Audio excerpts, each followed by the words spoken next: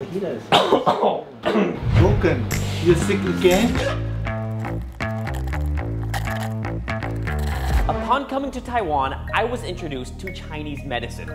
At first, I was skeptic, but now I'm intrigued. I recently learned a lot about Chinese medicine through Greg, an American Chinese medical practitioner. I learned how it's made, what it is, and how it can even be used through food.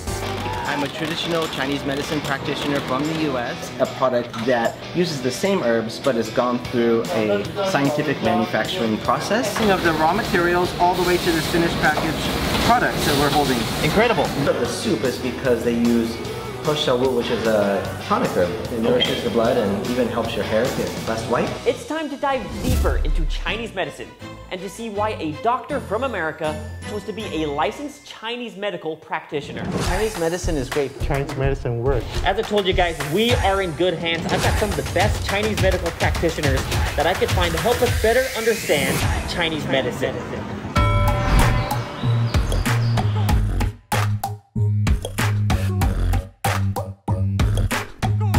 Medicine is something completely foreign to the Western culture.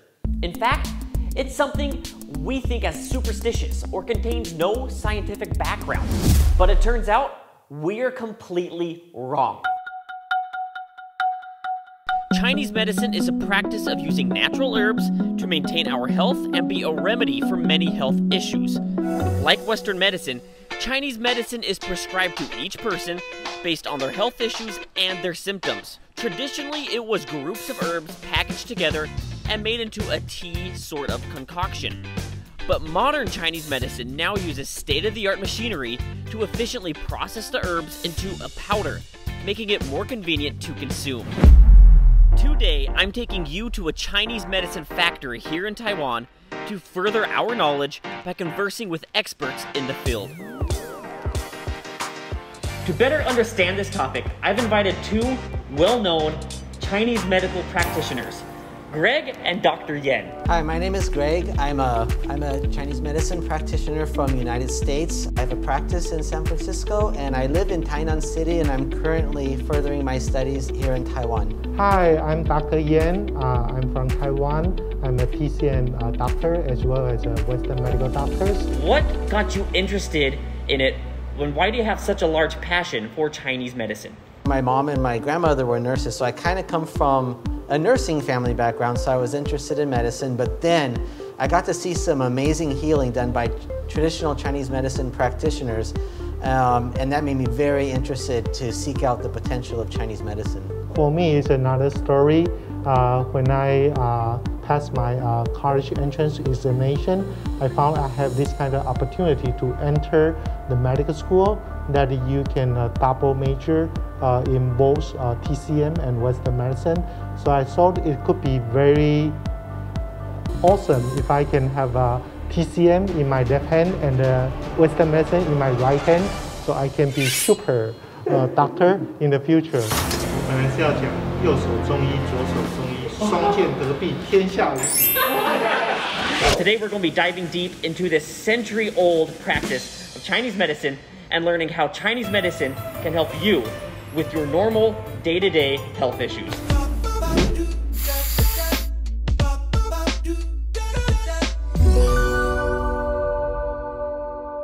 The most common health problem that we all have are cold and flu-like symptoms. In English, we call it a cold. In Chinese, they have a term for it as well, I think. But basically, it means somebody that has cold and flu-like symptoms. It's called a cold probably because people get chilled and they get sick more in the cold weather. Now, what about Chinese 感冒？这个字是什么意思？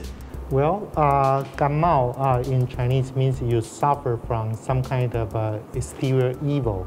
Or like in TCM, we say that our human body is always influenced by all of these climate factors, like wind, cold, summer heat, dryness, or even fire. These are all very common symptoms of having a cold or a flu, but everyone gets them in different stages. Like I myself, I know my first day, I can kind of feel it coming. I kind of have a little headache, I can feel a runny nose, and it's the second day where I'm just on the bed, I can't get up, It's the worst thing ever. When I catch a cold, usually I feel a little run down. I feel tired. I might get a headache. My neck gets stiff. My back gets stiff. And then, you know, within a day or two, I'm starting to feel a fever. And then if it gets worse, I might get nauseated and just get sick. I don't catch a cold very often. Yeah. So Chinese medicine works. So that's why I want to come to Chinese medicine. What are the remedies? What are the ways to help you with these flu, cold-like symptoms? Well, I think the perspective is very different in Chinese medicine to start with. When somebody catches a cold or a flu, basically they have what's called an exterior disorder, and then we give Chinese medicine and Chinese herbs to treat it at its causative root. So Chinese medicine is different than Western medicine. It's not just managing symptoms, it's actually trying to get rid of the problem early on. Do you have any Chinese medicine that I can start right now to build on my regimen, to build on my health, to help me protect against getting a cold? Yeah, we have some in the kitchen.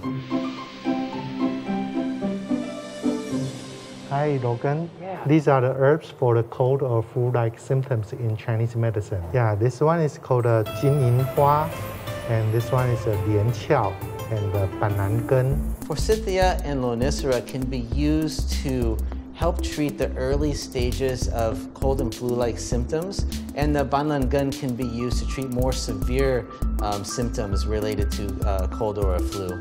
And you can use them in combination with other herbs to create a product for treating cold and flu-like symptoms. And Banangen can be used on its own to get a stronger therapeutic action for the same problem. And we have some made up right here for you if you'd like to try it. It's a little sweet. I like it a lot. This is the Banangen. You can use this if the symptoms are more severe. You can use it in conjunction with the other formula. Definitely a stronger taste for sure. Oh, Logan, you look uncomfortable. You look like bloated. What happened to you? If you're a food addict like myself, you may run into some problems. That's right, I'm talking digestion problems. Greasy food, hot food, new food, it all gives us something in common. Some bowel movements or some unpleasant digestion problems. Poor digestion is mainly caused by the food that you eat. And I know lots of people when traveling abroad will run into some light digestion problems, and I'm gonna be the first one to say I have trouble digesting lots of Taiwanese food. We're talking hot pot to greasy food, especially all of Taiwan's fried food or lu wei, things that have lots of seasoning that my body is not used to. Do you ever run into some of these problems when eating different culture food or possibly even food here in Taiwan or in America? My diet in America tend to be pretty heavy and greasy, so here in Taiwan, overall, I find the food a little bit easier to digest than I did in America. However, there are some things that give me trouble. One of them is sticky rice. If I eat sticky rice, I get upset stomach nearly every single time. And also some of the pork fatty foods, this will bother me as well. Yeah, I have a problem with the dairy product. I remember the first time when I went to the States for my study, I ate a cheesecake. The whole night I having this outside.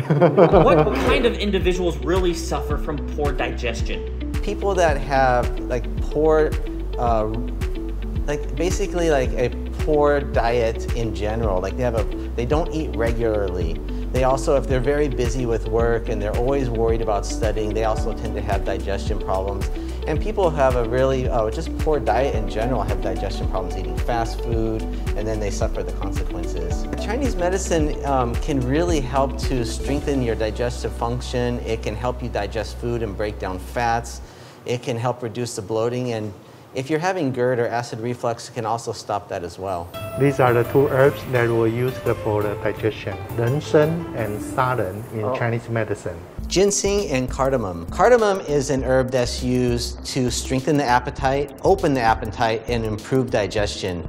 And then ginseng will also strengthen the appetite and let you eat more food more comfortably. We use these two herbs together in a product or in a formula to help ease the digestion, increase the appetite, and then prevent any kind of diarrhea while you're eating. Oh, well, I need that. I mean, with all the greasy food, the new food, this is something that actually could help me a lot and could solve many of these problems I've been looking for. Now, what's your suggestion in taking this formula? Is it something I take on a daily basis, or how does that work?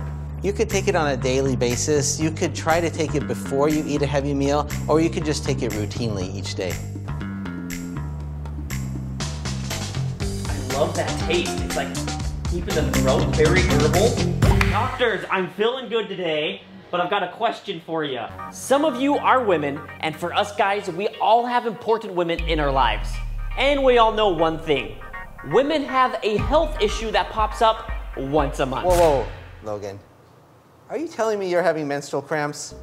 No, Greg, I am not. There are many women in my life that I value a lot, and I know that being a woman is not an easy task on many different elements, especially with their health. So I want to come to you guys and talk a little bit about how Chinese medicine can help with women health issues. A lot of women suffer with premenstrual syndrome or PMS. They have cramps, menstrual cramps.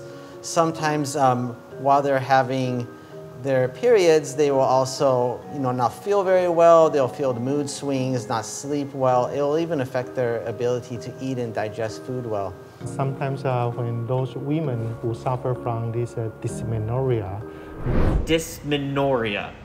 That's a word I've never heard of before. Will you break it down for me? It's like a premenstrual syndrome, PMS. Yeah, it's quite common when women suffer from painful sensation during the period, and to a lesser extent, sometimes they will also suffer from infertility. They will come to see a TCM doctor for help. I know in America, when women have their periods and they go through their whole cycle, they love to eat ice cream, smoothies, shakes, things that just let them be comfortable. But I do know in Taiwanese culture, that's a big taboo. That's a thing not to do. Does that have to do more with what you mentioned about Chinese medicine and the history and the roots behind it? Basically, from the Chinese medicine point of view, one of the causative factors for the symptoms that they're experiencing actually is what's called a cold condition. And eating cold foods and eating anything that will make the cold condition worse is actually thought to increase the problem and make the pain worse. So yeah, basically Chinese medicine is really working to warm up the uterus, help to have a healthy natural blood, and really regulate the cycle for the person. These are the two herbs good for the women's health. This is called Buplurum. This is also called Donggui or Angelica. The Angelica root is an herb that's used for nourishing the blood and smoothing the blood circulation, and the Buplurum is used for relaxing the body and help the body feel more comfortable. You can use them in combination with other herbs to create a formula that can be used for women's health, but it can also be used for another therapeutic action, which can be used to treat depression, sadness, moodiness, and so forth. If I was a woman or I had depression, how should I be taking this? You can just take it on a regimen, a daily regimen, taking it once or twice per day. It's getting a lovely taste, very herbal, and the more I drink of the Chinese medicine, the more I actually like it. Oh, Logan, you're just tired. Everyone's favorite thing, but also most neglected thing, sleeping. Every single one of us will run into sleep issues during our lives. It's something so common that Chinese medicine has got to have an answer to it. I know I have sleeping problems sometimes. Sometimes when I'm really worried about something, I just can't fall into sleep. Sometimes I feel stressed, and sometimes my kids hit me all night. This happened to me sometimes, but I usually have a sleep problem when I travel abroad, Okay. when I have a jet lag. Are sleep problems the same throughout America and in Taiwan? Yeah, I think it's a global issue.